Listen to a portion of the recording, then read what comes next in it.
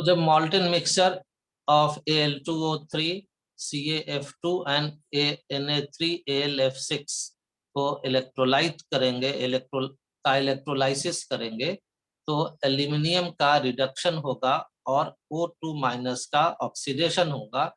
और इसका रीजन आप समझ चुके हैं कि इसका रीजन है कि E0 for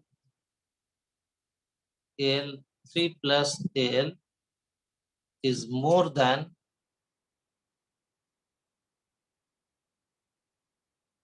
sodium and calcium. और उसी तरह से E0 O2 O2 ना O2 का E0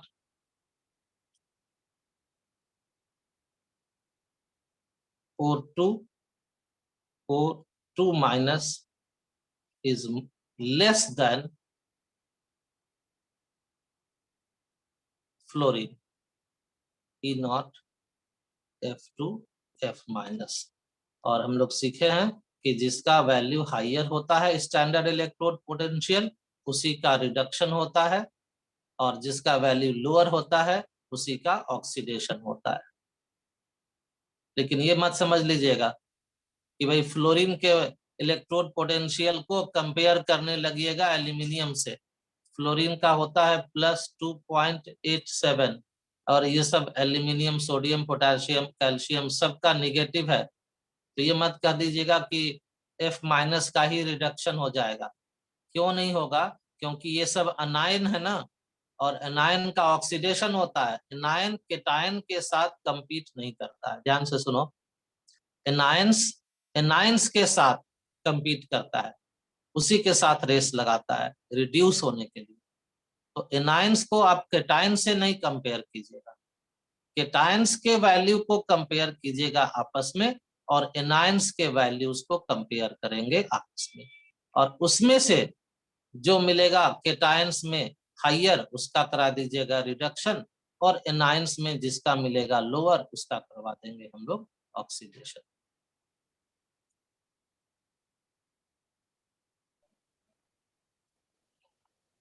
तो जब आपको क्वेश्चन मिल गया कि मिक्सचर है NaCl का और KBr का, इसका मतलब हो गया कि आपको सॉल्यूशन में Na+ आयन है, K+ आयन है केटायन के रूप में, Cl- आयन है, Br- आयन है एनायन के रूप में। तो बस लॉ अप्लाई कीजिए जो अभी सीखे हो कि किसका रिडक्शन होगा, जिसका standard electrode potential value high है। तो रीजन हो गया कि E0 Na+ Na is higher than E0 K+K, इसीलिए सोडियम का रिडक्शन हो गया।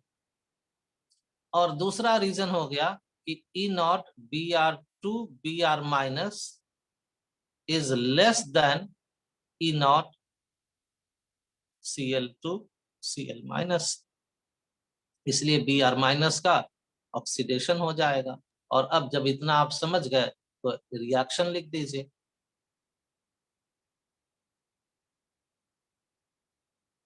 रिएक्शन लिखेंगे Na+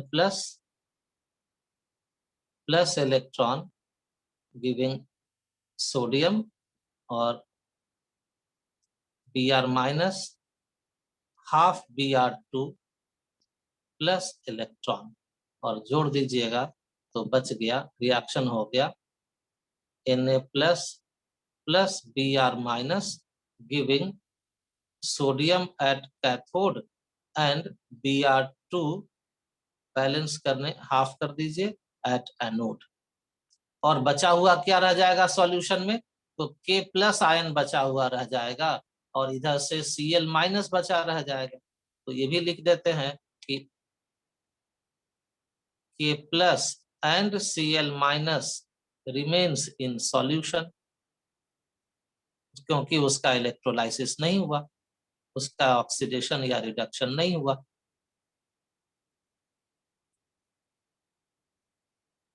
तो अगर क्वेश्चन हो कि KCl और NaC, नहीं KCl नहीं, KBr ना, KBr और NaCl का इलेक्ट्रोलाइसिस करेंगे तो प्रोडक्ट क्या मिलेगा? तो आपका आंसर होगा कि सोडियम मिलेगा कैथोड पर और ब्रोमीन गैस मिलेगा एनोड पर, और सॉल्यूशन में रह जाएगा KCl.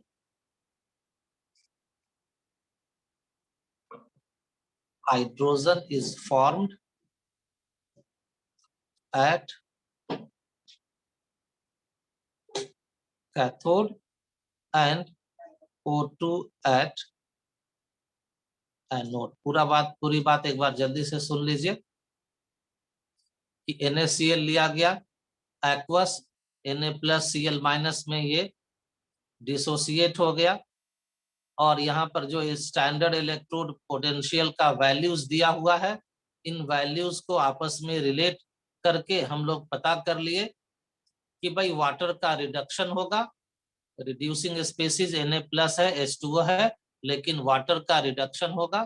Oxidising species Cl- and H2O है, लेकिन H2O का ही ऑक्सीडेशन होगा. और इस तरह से कैथोड पर रिएक्शन लिख दिए H2O का रिडक्शन, एनोड पर रिएक्शन लिख दिए H2O का ऑक्सीडेशन. कैथोड पर वाटर का रिडक्शन और एनोड पर वाटर का ऑक्सीडेशन, और तीनों इक्वेशन को ऐड कर दिए तो फाइनली मिल गया H2O giving H2+ half O2. मतलब ये हुआ कि अगर बहुत डाइल्यूट सॉल्यूशन लेंगे NaCl का, एक्वस सॉल्यूशन लेंगे, तो उसके इलेक्ट्रोलाइसिस से हम लोगों को हाइड्रोजन गैस कैथोड पर बन जाएगा और ऑक्सीजन गैस एनोड पर बन जाएगा.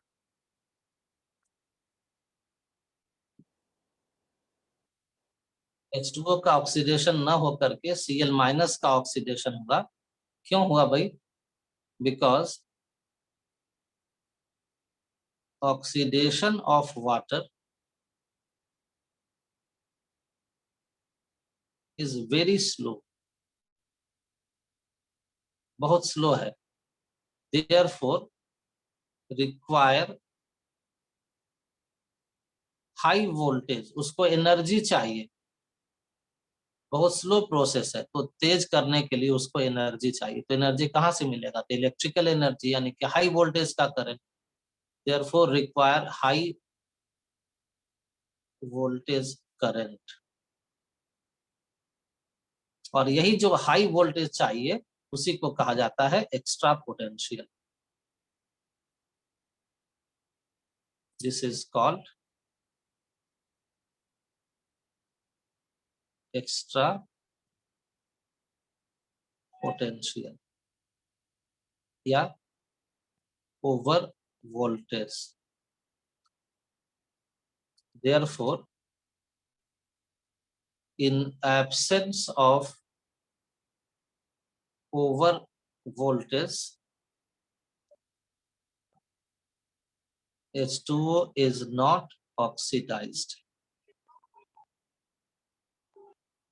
देखो भाई, एनोड पर होना चाहिए था वाटर का ऑक्सीडेशन, लेकिन यहाँ पर वाटर का ऑक्सीडेशन नहीं हो पाता है क्योंकि उसके लिए हाई वोल्टेज का करंट चाहिए. तो अगर आप हाई वोल्टेज का करंट देंगे तब तो पिछले पेज में जैसा लिखे थे वैसा ही रिएक्शन यहाँ भी होगा और ऑक्सीजन गैस इवॉल्व होगा. लेकिन in absence of over voltage या हाई वोल्टेज, अगर हाई वोल्टेज का करंट नहीं पास कराते हैं तो फिर वाटर का ऑक्सीडेशन न होकर के Cl- का ऑक्सीडेशन हो जाता है. और Cl- का ऑक्सीडेशन पिछले रिएक्शन में क्यों नहीं हुआ? पिछले क्वेश्चन में यहाँ क्यों हो रहा है? क्योंकि देखो यहाँ पर दिया हुआ है कॉन्क NaCl है, तो कॉन्सेंट्रेटेड NaCl के कारण Cl- है लार्ज अमाउंट में. कॉन्क मतलब बहुत ज्यादा NaCl है, तो उससे Cl- बहुत लार्ज अमाउंट में मिल गया है. लेकिन पिछला जो क्वेश्चन था उसमें यहाँ पर था डाइल्यूट NaCl, तो डाइल्यूट NaCl है यानी कि Cl- बहुत कम है. Cl- बहुत कम है तो बचा क्या? H2O है सॉल्यूशन में. इसलिए H2O का ओवर पोटेंशियल, एक्स्ट्रा पोटेंशियल होते हुए भी Cl- आयन बहुत कम है, इसलिए H2O का ऑक्सीडेशन हो गया. लेकिन यहाँ पर इस क्वेश्चन में कि जब कॉन्क NaCl लिया गया है तो Cl का ही Cl- का ही ऑक्सीडेशन लगातार होते चला जाता है, क्योंकि वाटर के ऑक्सीडेशन का जो स्पीड है, वो जो रेट ऑफ ऑक्सीडेशन है, ये बहुत स्लो है. बहुत स्लो है, तो इसको फास्ट करने के लिए हाई वोल्टेज का करें. तो जब तक एक्स्ट्रा पोटेंशियल नहीं देंगे H2O का ऑक्सीडेशन न हो करके Cl- का ही ऑक्सीडेशन होने लगेगा। और तब रिएक्शन हम लोग पूरा क्या लिखेंगे उसको लिखिए। NaCl एक्वस डिसोसिएट किया है Na+ एंड Cl- में। दूसरी तरफ अब रिएक्शन लिखिए, कैथोड पर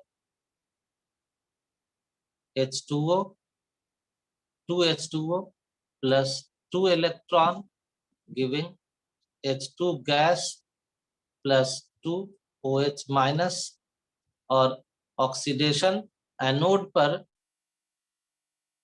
वाटर का न हो करके Cl- का होता है। Cl- giving half Cl2 plus electron. अब इसको बैलेंस कीजिए इलेक्ट्रॉन्स को। तो फर्स्ट इक्वेशन में 2 इलेक्ट्रॉन है और सेकेंड इक्वेशन में 1 इलेक्ट्रॉन है।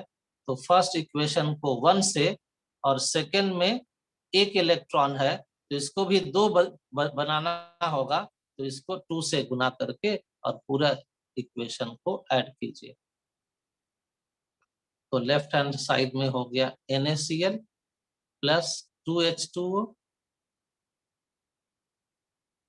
अच्छा, अब 2 Cl- कैसे मिलेगा भाई? यहाँ फर्स्ट इक्वेशन में देखो, यहाँ फर्स्ट इक्वेशन में Cl- तो एक ही है ना, लेकिन रिएक्शन में 2 Cl- लग रहा है, तो इस इक्वेशन को भी 2 से मल्टीप्लाई करो तो हो जाएगा 2 NaCl।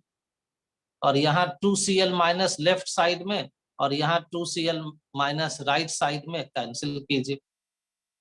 इलेक्ट्रॉन पर आइए, सेकेंड रिएक्शन में कैथोड पर 2 इलेक्ट्रॉन लेफ्ट साइड में, थर्ड रिएक्शन में एनोड पर 2 इलेक्ट्रॉन राइट हैंड साइड में कैंसिल कर दीजिए। तो लेफ्ट हैंड साइड में क्या क्या बचा? NaCl बचा और क्या बच गया? 2H2O बच गया, तो इसको लिख दिए और NaCl एक्वस लिख दिए। राइट हैंड साइड में H2 बन गया कैथोड पर, हाफ मल्टीप्लाइड बाई 2, तो ये हो गया Cl2, ये बन गया एनोड पर।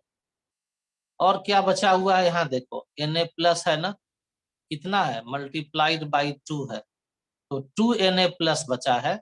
और यहाँ पर देखो 2 OH- बचा है, तो ये Na+ और ये OH- ये दोनों मिलकर क्या बना लिया? Na+ भी एक्वस है, OH- भी एक्वस है। एक्वस मतलब सॉल्यूशन में है, तो ये दोनों मिलके बना लिया 2NaOH एक्वस।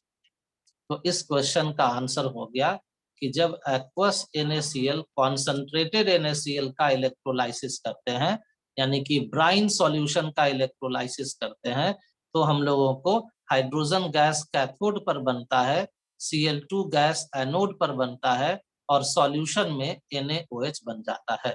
तो लास्ट में कंक्लूजन लिखिए।